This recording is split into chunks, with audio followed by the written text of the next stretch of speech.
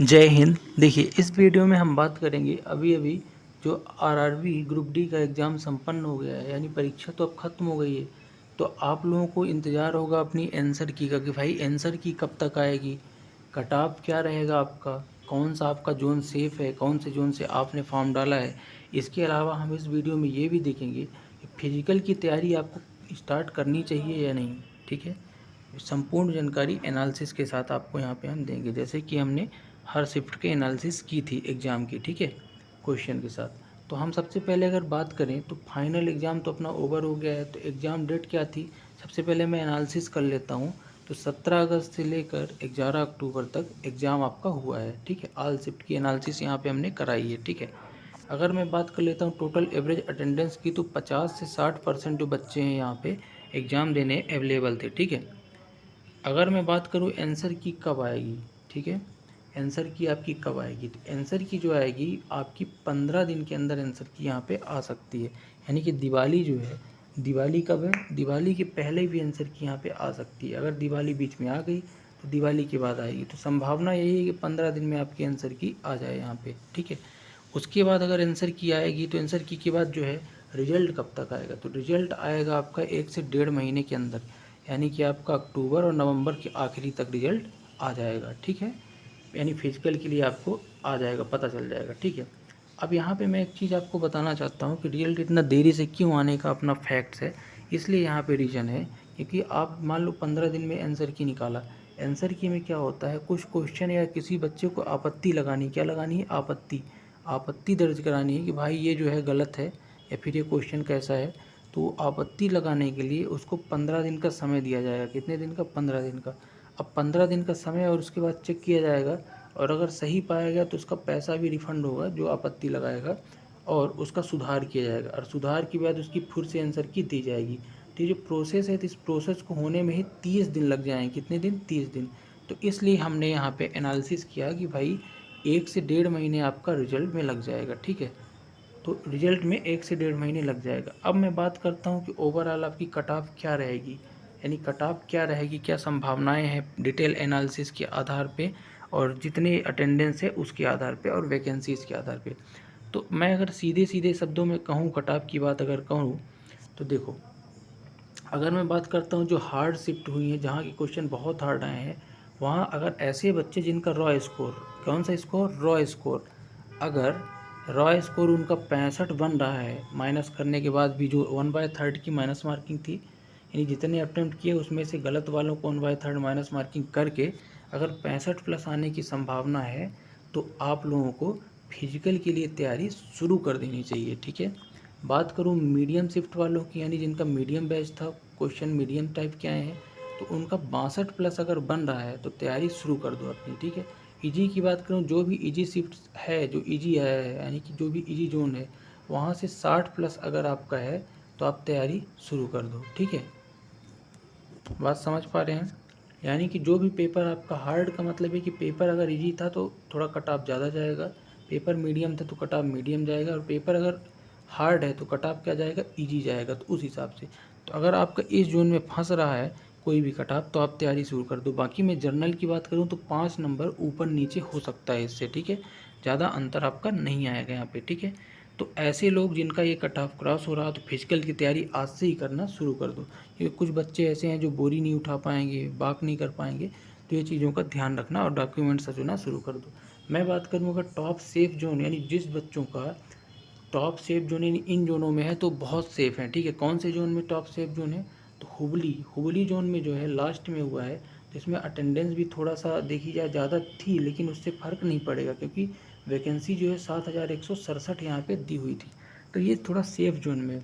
बात करूँ सिकंदराबाद, वैकेंसी काफ़ी ज़्यादा थी यहाँ, तो ये भी एक सेफ जोन है क्योंकि यहाँ की अटेंडेंस भी सिकंदराबाद की देखा जाए तो 50% के आसपास अटेंडेंस थी।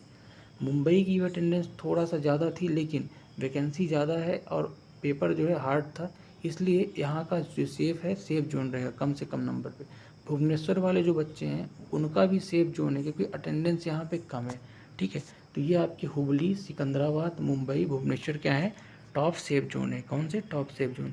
अगर मैं बात करूँ, ये सब डिटेल एनालिसिस मैंने किया है अपने सेकंड वाले चैनल पे, कम्युनिटी से हर दिन के एनालिसिस के द्वारा कि भैया कितने लोग कितना अटेम्प्ट करते हैं, क्या कैसा स्थिति होगी।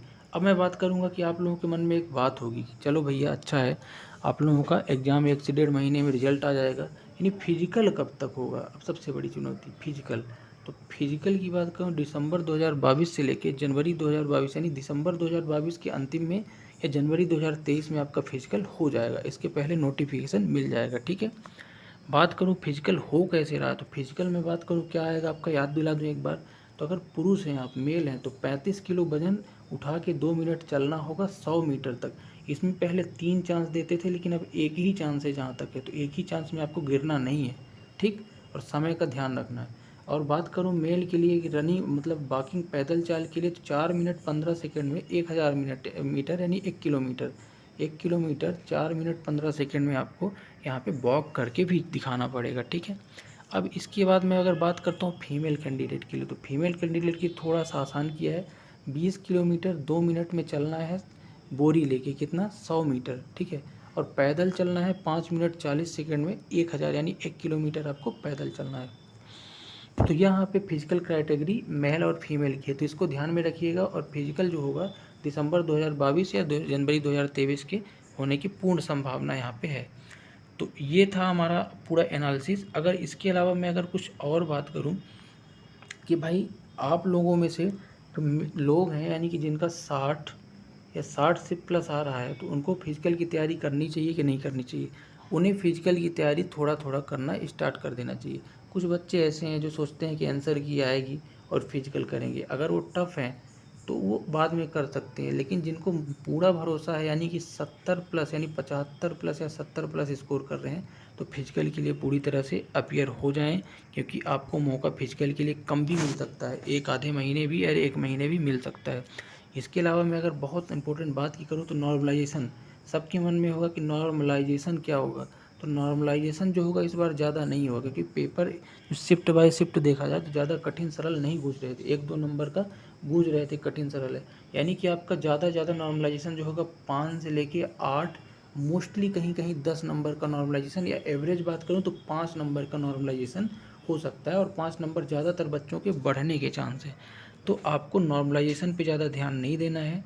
अगर आपका जिन भी बच्चों का 70 प्लस है, तो उनको मैं यही सलाह दूंगा अपने तरफ से कि फाइनली उनको तैयारी शुरू कर देनी चाहिए फिजिकल की, कोई भी इंतज़ार नहीं करना चाहिए। हाँ, लेकिन अगर कोई दूसरा एग्ज़ाम दे रहे हैं तो उसको भी आप हल्के मत लीजिए, आप उस एग्ज़ाम में भी अपना 100% लगाते रहिए, क्योंकि जब तक मर्जी न मिल जाए तब तक आपको चलना है मेरे प्यारे दोस्तों, ठीक है।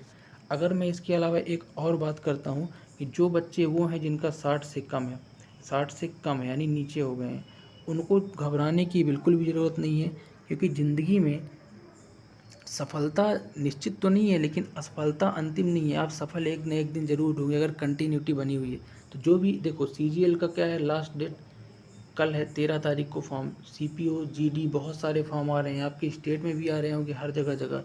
तो आप लोगों को होप नहीं छोड़नी चाहिए, क्योंकि जीवन के कठिन समय में अगर आप अपनी कंटिन्यूटी को खो देंगे तो जो पढ़े हुए हैं ना वो भी आप भूल जाएंगे, ठीक है। इसलिए अपनी कंटिन्यूटी बनाइए और कोई ना कोई एग्ज़ाम निकलेगा। बाकी जिनका यहाँ पे क्लियर हो रहा है और जो भी अब आने वाले समय पे एग्ज़ाम का इसका यानी ग्रुप डी का जो भी आंसर किया आएगा, सब बच्चों को मेरे तरफ से बेस्ट ऑफ लक। आप लोगों का अच्छा हो और आप लोगों का भविष्य अच्छा बने। बाकी अगर वीडियो अच्छा लगा हो तो आप चैनल को सब्सक्राइब ज़रूर कर लेना, ताकि नई अपडेट आपको मिले। और इसके अलावा कमेंट बॉक्स में अपना आप क्या सोचते हैं इसके बारे में आप मुझे सुझाव दे दीजिएगा, ठीक है। मिलते हैं नेक्स्ट वीडियो में, तब तक के लिए आप सभी बच्चों को जय हिंद।